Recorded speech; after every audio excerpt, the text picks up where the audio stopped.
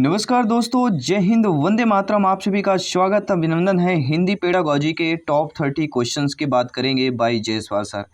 जी हाँ दोस्तों, अक्सर आपने एग्जाम होने के बाद यही प्रश्न उठता है कि इस बार का जो पेडागॉजी के प्रश्न आए थे थोड़ा मॉडरेट क्वेश्चन पूछे गए थे, और आज मैं आपको बताने वाला हूँ कि ये मॉडरेट क्वेश्चन किस प्रकार के पूछे जा सकते हैं। तो ये टॉप 30 क्वेश्चन मॉडरेट क्वेश्चन से संबंधित रहेंगे। संभावित प्रश्न हो सकते हैं 30 के 30, 15 के 15, 10 के 10, 5-5 क्वेश्चन। सारे क्वेश्चन जो है संभावित हो सकते हैं, क्योंकि ये सारे जो क्वेश्चन है मॉडरेट क्वेश्चन तैयार किया गया है। संभावित प्रश्न आपके एग्जाम की बात करेंगे, तो देर न करते हुए ये 30 महत्वपूर्ण बिल्कुल अच्छे तरीके से समझना है।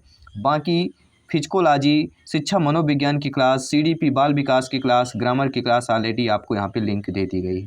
तो चलिए देर न करते हुए जो प्रश्न उठता है कि मॉडरेट क्वेश्चन पूछे जाते हैं, आइए जान लेते हैं। टॉप 30 क्वेश्चन संभावित प्रश्न की बात करेंगे। पहला प्रश्न है, बालकों में सतत मूल्यांकन करने का मुख्य उद्देश्य है शिष्यों व अध्यापकों की कमजोरियों का पता लगाना, छात्रों तथा अध्यापकों को कठिन परिश्रम करने के लिए अभिप्रेरित करना, छात्रों को विशेषज्ञता स्तर तक पहुंचाना, या उपरोक्त सभी की बात करेंगे। तो बालकों में सतत मूल्यांकन करने का जो मुख्य उद्देश्य होता है वह क्या होता है? शिष्यों व अध्यापकों की कमजोरियों का पता लगाना भी, छात्र तथा अध्यापकों को कठिन परिश्रम करने के लिए अभिप्रेरित करना, मोटिवेशन करने की, और छात्रों को विशेषज्ञता स्तर तक पहुंचाना। तो ये सारे ऑप्शंस उपरोक्त सभी वाला है। अक्सर हम क्या करते हैं, या तो हम बी लगा के चले आते हैं या सी लगा के चले आते हैं। ठीक है, तो क्वेश्चन को समझना है। मॉडरेट क्वेश्चन मतलब यही है, जितना ज़्यादा अच्छा तरीके से समझेंगे उतना अच्छा तरीके से आप लोग करेक्ट आंसर कर पाएंगे। आइए बात करेंगे सेकंड प्रश्न की। दूसरा, निम्न में से क्या दैनिक मूल्यांकन के लाभ होते हैं? बालकों का ध्यान केंद्रित करना, बालकों की तात्कालिक शैक्षिक स्थिति का पता लगाना, कक्षा को अधिकाधिक तंग करना, या शिक्षक द्वारा अपने कर्तव्य का मूल्यांकन करना। तो दैनिक मूल्यांकन के लाभ पूछा गया है, प्रॉफिट पूछा गया है। दैनिक मूल्यांकन अगर करते हैं तो लाभ क्या होता है? तो दैनिक मूल्यांकन से क्या होता है, बालकों की तत्कालिक शैक्षिक स्थिति का पता लग जाता है कि बालक का तत्कालिक ज्ञान कितना है, बालक में क्या कमी है। तो तत्कालिक जो शैक्षिक स्थिति का पता लग जाता है। ठीक है, सेकंड ऑप्शन सही हो जाएगा।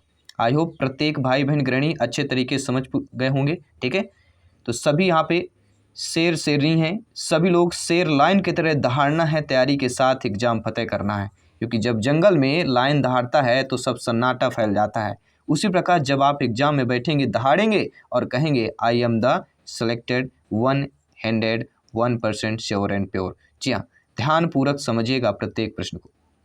करीब 11 वर्ष की उम्र बालकों के निम्न में से किस क्षेत्र में लैंगिक परिवर्तन मुखर होने लगता है? जी हाँ, जब बालक बालिका जो है 11 वर्ष की उम्र में, बालकों की बात कर रहे हैं, 11 वर्ष की उम्र में बालकों में जो है किस क्षेत्र में लैंगिक परिवर्तन मुखर होने लगते हैं?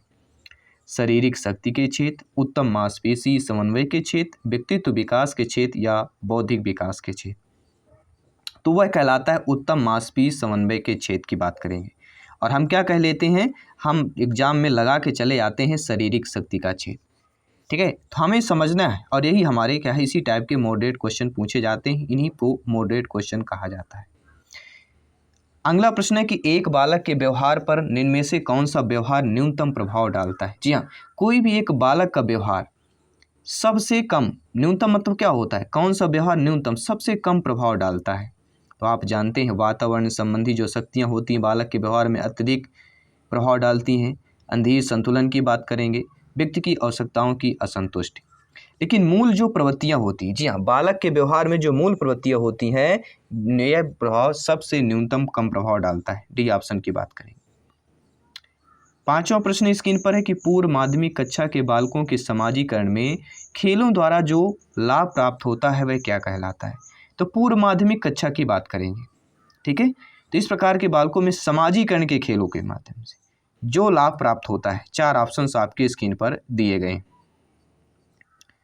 तो राइट ऑप्शन यहाँ पे क्या हो जाएगा, बालक जो है सामाजिक प्रत्याशों के अनुकूल समायोजन करना सीख लेता है।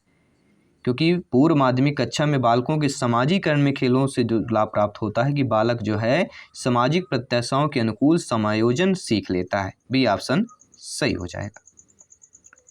छठा प्रश्न है कि क्रिया की सफलता से संतोष एवं असफलता से असंतोष होता है।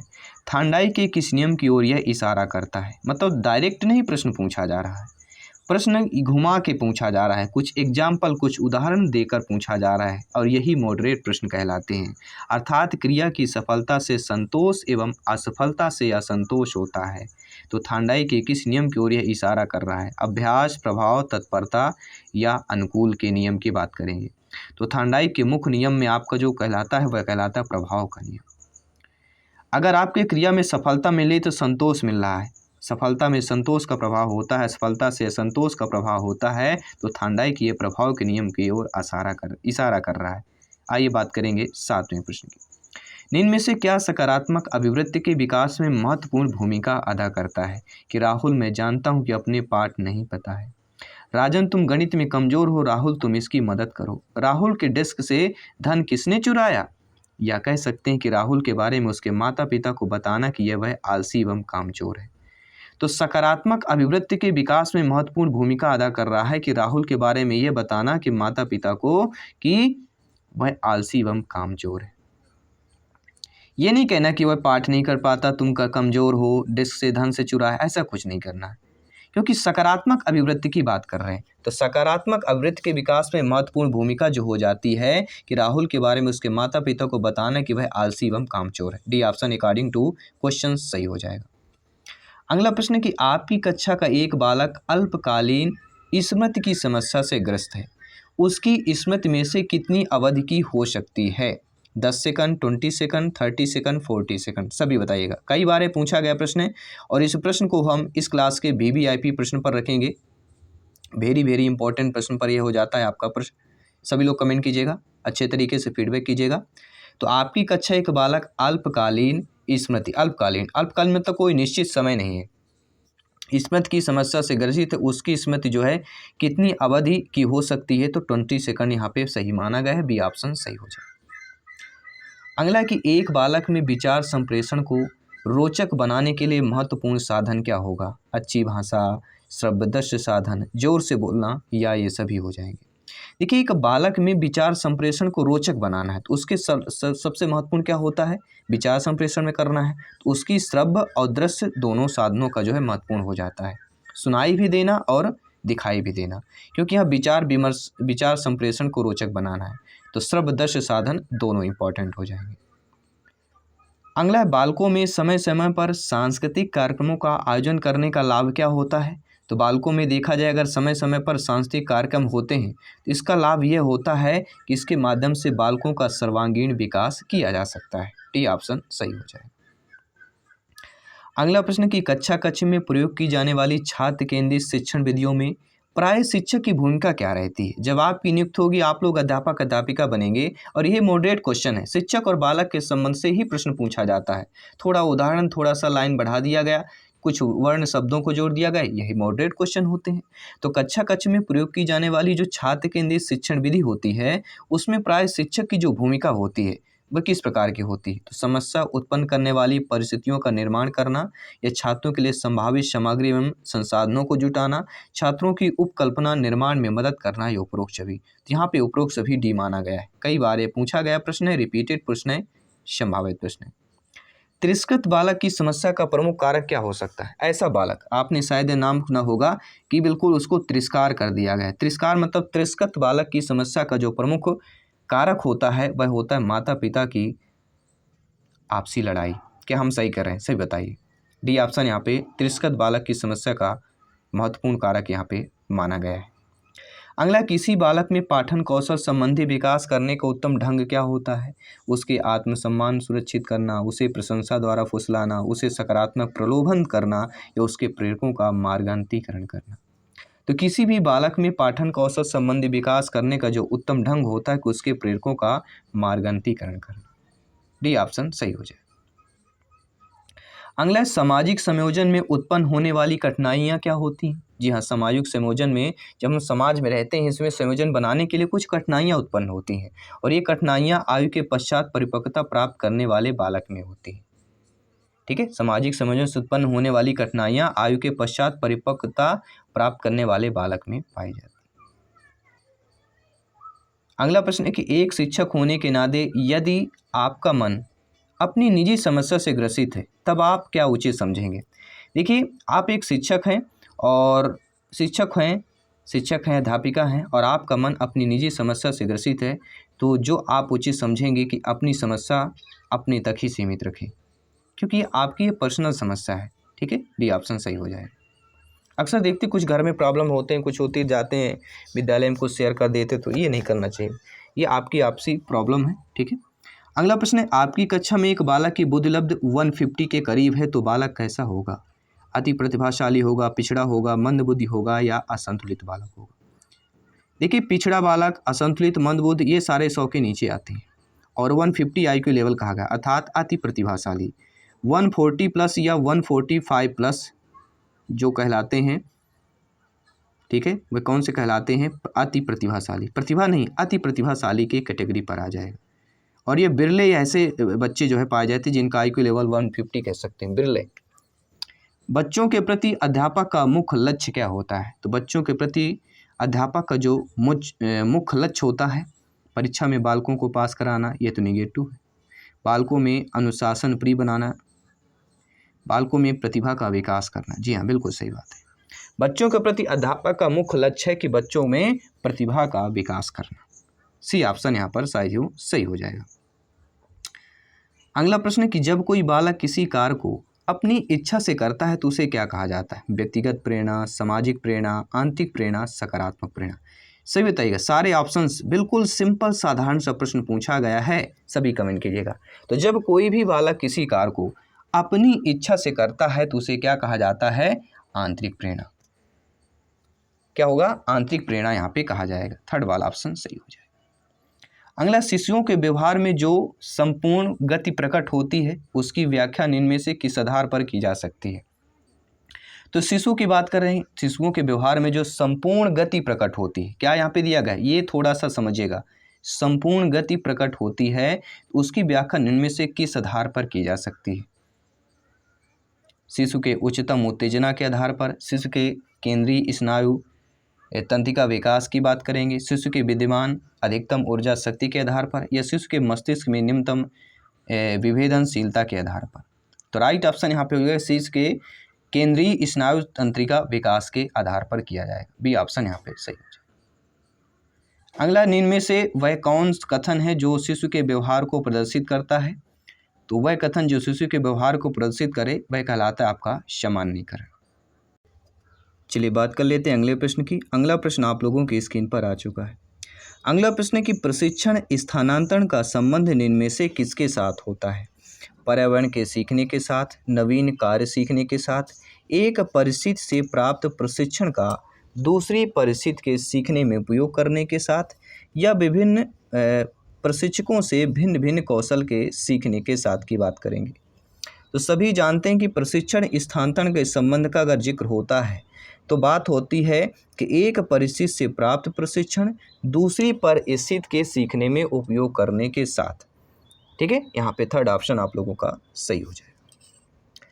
अगला प्रश्न पूछा गया है कि माध्यमिक स्तर पर छात्रों में याद करने का सबसे अच्छा तरीका क्या होता है? रटना, समझना, जोर जोर से पढ़ना, लिखकर याद करना। सभी जानते हैं कि माध्यमिक स्तर पर छात्रों को याद करने का सबसे बेहतर तरीका होता है समझकर पढ़ना। किसी भी स्तर पर हो, वह कह सकते हैं चाहे हम टीटी की तैयारी कर रहे हैं इसके लिए भी होगा। अगर समझकर हम प्रत्येक प्रश्न को अच्छे तरीके से करते हैं तो यहाँ पे 90% हमारा जो है क्वेश्चन जो हम सही करते हैं वो चांस होते हैं, क्योंकि समझ कर किए गए प्रश्न आप लोग अच्छे तरीके से कर पाते हैं। और मॉडरेट क्वेश्चन यही होते हैं कि आप समझ कर प्रश्न कर पाएँ, उतना ही बेटर स्कोर आपका होता है, उतना ही बेहतरीन हमारे प्रश्न सही होते हैं। आपकी कक्षा एक बालक मनोज किसी प्रश्न को हल कर लेता है तो उसका सर्वोच्च पुरस्कार क्या मिलेगा? तो आप देखेंगे अक्सर होता है कि एक बालक है जो किसी प्रश्न को हल कर लेता है, उसका सर्वोच्च पुरस्कार क्या हो सकता है? उसे उस प्रश्न के पूरे अंक मिल जाते हैं, उसे उस प्रश्न का सही उत्तर मिल जाता है, उसका शिक्षक उसकी प्रशंसा करेगा, या उसे उस प्रश्न को हल करने की विधि का ज्ञान हो गया है। तो एक बालक कोई मनोज किसी प्रश्न को हल कर लेता है, मतलब उसका सर्वोच्च पुरस्कार यह है कि वह उस प्रश्न को हल करने की विधि का ज्ञान उसको हो गया है। क्योंकि ये सारे प्रश्न अंक मिलना, सही उत्तर, प्रशंसा, ये थोड़ा अलग लगा है। और फोर्थ ऑप्शन देखेंगे बिल्कुल तीनों से डिफरेंट और अलग दिया गया है। ठीक है, तो मॉडरेट क्वेश्चन पहचानने का ही तरीका है जो आपको अलग ऑप्शंस दिखे, थोड़ा हट के दिखे, ठीक है, वो आपको ज़्यादातर क्वेश्चन सही होने के चांस होते हैं। अगला प्रश्न है, यदि एक कक्षा में शिक्षक छात्रों को डंडे से डराता है, अक्सर देखते हैं, जी हाँ, एक कक्षा में शिक्षक जो है छात्रों को किससे, डंडे से डरा रहा है, तो इससे क्या होता है, व्यवस्था स्थापित हो सकती है, अनुशासन पूरा रहता है। व्यवस्था तो हो सकती है पर अनुशासन होना जरूरी नहीं है, या आत्मानुशासन पैदा होता है। तो यदि एक कक्षा में शिक्षक छात्रों को डंडे से डराते हैं, इससे क्या होता है, व्यवस्था तो हो सकती है परंतु अनुशासन होना जरूरी नहीं है, क्योंकि डंडे से डराने से अनुशासन कोई ज़रूरी नहीं कि बिल्कुल सही तरीके से हो सकता है। इनमें से कौन सा व्यवहार प्रभावकारी शिक्षण में योगदान नहीं देता है। देखिए, आप जानते हैं कि विभिन्न शिक्षण सामग्रियों का प्रयोग, बालकों को शैक्षिक लक्ष्यों की जानकारी देना, शिक्षण में बालकों का सक्रिय भाग लेना, ये तीनों जो हैं व्यवहार प्रभावकारी शिक्षण में योगदान देते हैं। लेकिन बच्चों या कक्षा के नियमों व कार्य प्रणालियों का सख्ती से पालन करना, यह सब व्यवहार प्रभावकारी शिक्षण में योगदान नहीं देता है। इसलिए according to questions right option number B option यहाँ पर सही हो जाएगा। अगला प्रश्न दिया गया कि आपकी कक्षा में एक समस्यात्मक बालक है, उसके व्यवहार के उपचार हेतु आप इनमें से कौन सी विधि का प्रयोग करेंगे। देखिए, समस्यात्मक बालक के व्यवहार में उपचार हेतु में जो विधि प्रयोग में लाई जाती है वह कहलाती विद्यालय उपचार विधि। जी हाँ साथियों, आपकी कक्षा में एक अगर समस्यात्मक बालक है और उसके व्यवहार के उपचार करना है तो सबसे विधि होगी वह कहलाती विद्यालय उपचार विधि, क्योंकि कक्षा में एक समस्यात्मक बालक है, यहाँ पे परिवार, सरकार, समाज नहीं कर सकती है, वह विद्यालय उपचार विधि ही कार्य कर सकती है। अगला प्रश्न है कि विशिष्ट बालकों के लिए पूर्व पृथकीकरण शिक्षा व्यवस्था के लिए प्रमुख उपाय क्या होता है। अतिरिक्त कक्षा योजना, विशेष कक्षा योजना, विशेष विद्यालय योजना या आवासीय विद्यालय योजना की बात करेंगे। तो विशिष्ट बालकों के लिए पूर्व पृथकीकरण शिक्षा व्यवस्था के लिए जो प्रमुख उपाय होता है वह होता है आवासीय विद्यालय योजना। तो ये ऑप्शन यहाँ पर सही हो जाएगा। अगला प्रश्न दिया गया है कि किसी बालक में मानसिक विकास का परिणाम होता है बालक की याद करने की योग्यता में वृद्धि से, बालक की सामाजिकता में विकास से, बालक के द्वारा स्वानुभव द्वारा लाभ प्राप्त की योग्यता से, या उसकी सामान्य योग्यता में वृद्धि की बात करेंगे। तो किसी बालक में मानसिक विकास का जो परिणाम होता है वह बालक के द्वारा स्व अनुभव द्वारा लाभ प्राप्त की योग्यता से होता है। थर्ड ऑप्शन साथियों सही हो जाएगा। आइए बात करेंगे, बस 2 प्रश्न और बचे हुए हैं। मानसिक दृष्टि से पिछड़े बच्चों की पहचान की जा सकती है संवेदनशीलता के आधार पर, निष्ठा के आधार पर, शक्ति के आधार पर या अनुशासनहीनता के आधार पर। तो आप सभी लोग अच्छे तरीके से जानते हैं कि मानसिक दृष्टि से पिछड़े बच्चों की जो पहचान की जा सकती है वह अनुशासनहीनता के आधार पर की जा सकती है, क्योंकि मानसिक दृष्टि पिछड़े की बालक करेंगे। ठीक है, तो डी ऑप्शन यहाँ पर सही हो जाएगा। आइए बात करेंगे टॉप 30 में 30वें प्रश्न की।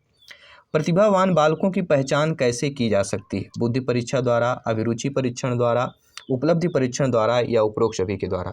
ये आपको कमेंट करके बताना, फीडबैक करके बताना है और हम जांचेंगे परखेंगे ये top moderate question Hindi pedagogy के 30 में से आप लोग कितना स्कोर कर पाते हैं। आई होप अच्छे तरीके से आपने समझा, जांचा, परखा, बेहतरीन तैयारी कीजिए और इसके आने वाले बेहतरीन बहुत ही जो नेक्स्ट हमारा क्लास रहेगा वो महत्वपूर्ण मनोवैज्ञानिकों के रहेंगे, जो संबंधित आपके परीक्षण हैं, मनोवैज्ञानिक सिद्धांत हैं, उनके प्रतिपादक से संबंधित प्रश्न करेंगे, संभावित प्रश्नों की बात करेंगे। तो सभी प्यारे मित्र टीटी फैमिली को ज्वाइन कर लीजिए, अपने परिवार टीटी फैमिली को सब्सक्राइब कर लीजिए ताकि आने वाली क्लास आप बेहतरीन अटेंड कर सकें, फ्री ऑफ नोट्स पा सकें। टेलीग्राम से अवश्य जुड़िएगा, फ्री ऑफ नोट्स प्राप्त करें, बेहतरीन तैयारी कर पाएँ, सिलेक्शन कर पाएँ। मैं आपके साथ जयसवाल सर जल्द मिलता हूँ आपकी अगली क्लास पर। सभी मित्रों को जय हिंद, वंदे मातरम, धन्यवाद।